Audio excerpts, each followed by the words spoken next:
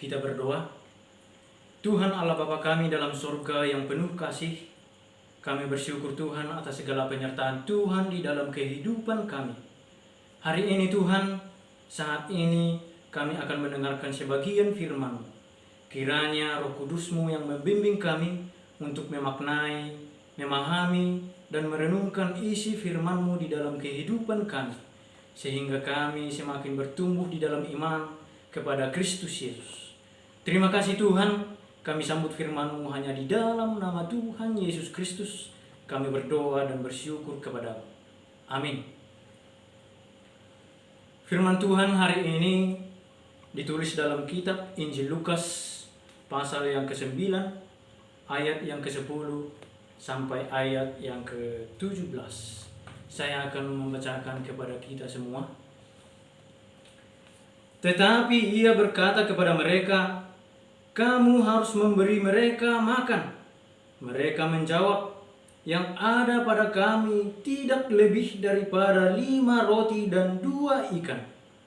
Kecuali kalau kami pergi membeli makanan untuk semua orang banyak ini." Murid-murid melakukannya dan menyuruh semua orang banyak itu duduk. Dan setelah ia mengambil 5 roti dan 2 ikan itu, ia menengadah ke langit, mengucap berkat, lalu memecah-mecahkan roti itu dan memberikannya kepada murid-muridnya, supaya dibagi-bagikannya kepada orang banyak. Dan mereka semua makan sampai kenyang. Demikian pembacaan firman Tuhan. Shalom saudara-saudaraku yang terkasih di dalam nama Kristus Yesus. Tema kita yang sampai kepada kita hari ini adalah memberikan yang terbaik. Dalam perikop ini, Injil Lukas menggambarkan bahwa Yesus adalah seorang gembala yang lemah lembut.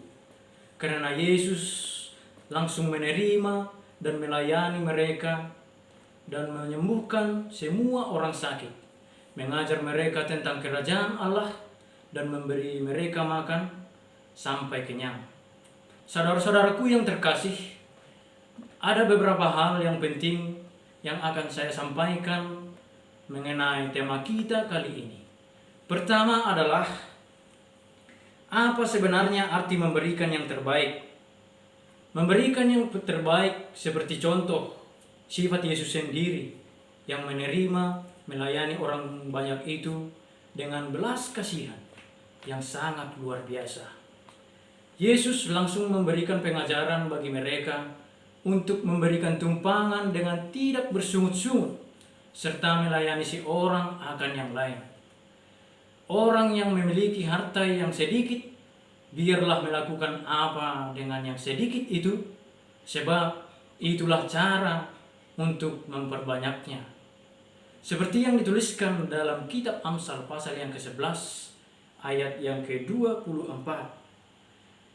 Ada yang menyebar harta tetapi bertambah banyak. Seperti itulah sifat yang memberikan yang terbaik. Yang kedua adalah gambaran orang yang selalu memberikan yang terbaik dan yang tidak baik. Ciri orang yang selalu memberikan yang terbaik adalah memberikan sesuatu menurut kerelaan hati dengan sukacita tanpa mengharapkan apapun. Sebab Allah mengasihi orang yang memberikan dengan sukacita. Jadi saudara-saudaraku, kita harus selalu bersukacita dalam Kristus Yesus, karena Dialah dasar pengharapan kita.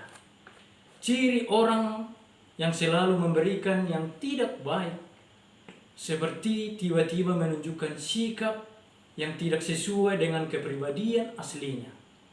Seperti sejumlah ciri yang bisa kita lihat dalam seseorang, apakah sikapnya selalu merupakan sikap yang asli, yang penuh dengan ketulusan atau tidak. Jadi saudara-saudaraku, baiklah kita memberikan dengan tidak mengharapkan balasan apapun, maka kita akan menjadi anak-anak Allah. Yang ketiga adalah dampak orang yang selalu memberikan yang terbaik. kita harus hidup dengan cara yang tertib dan teratur. Seperti yang dituliskan dalam 1 Korintus ayat yang ke-14, pasal yang ke-14, ayat yang ke-40. Karena segala sesuatu harus berlangsung dengan sopan dan teratur, maka Tuhan ingin kita memberikan persembahan syukur dan korban sebagai orang-orang pilihan Allah. Kita harus mengenakan belas kasihan, kemurahan, kerendahan hati, kelemah lembutan, dan kesabaran. Sebab orang-orang seperti itulah yang berkenan di hadapan Tuhan Allah. Maka sama seperti yang dituliskan dalam kitab Efesus pasal yang ketiga ayat yang ke-17, ketika kita mengimani bahwa Kristus diam di dalam hati kita, kita akan berakar serta berdasar di dalam kasih untuk melayani sesama manusia, seperti yang telah dilakukan Tuhan Yesus kepada orang banyak itu.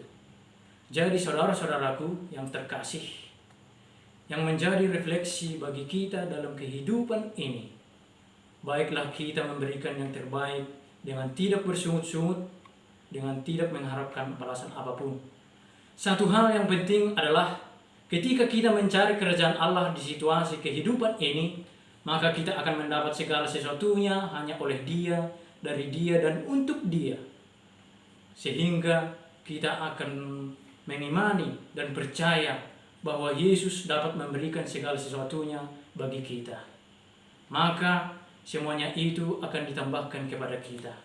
Satu hal yang penting adalah ketika apa yang telah dituliskan dalam Matius 6 ayat 33 dan Lukas ayat yang pasal yang ke-12 ayat yang ke-31, tetapi carilah dahulu kerajaan Allah dan kebenarannya, maka semuanya itu akan ditambahkan kepadamu. Saudara-saudaraku yang terkasih, benar bahwa kita harus mencari kerajaan Allah itu di dalam situasi kehidupan ini, sehingga apa yang kita butuhkan ditambahkan kepada kita. Amin.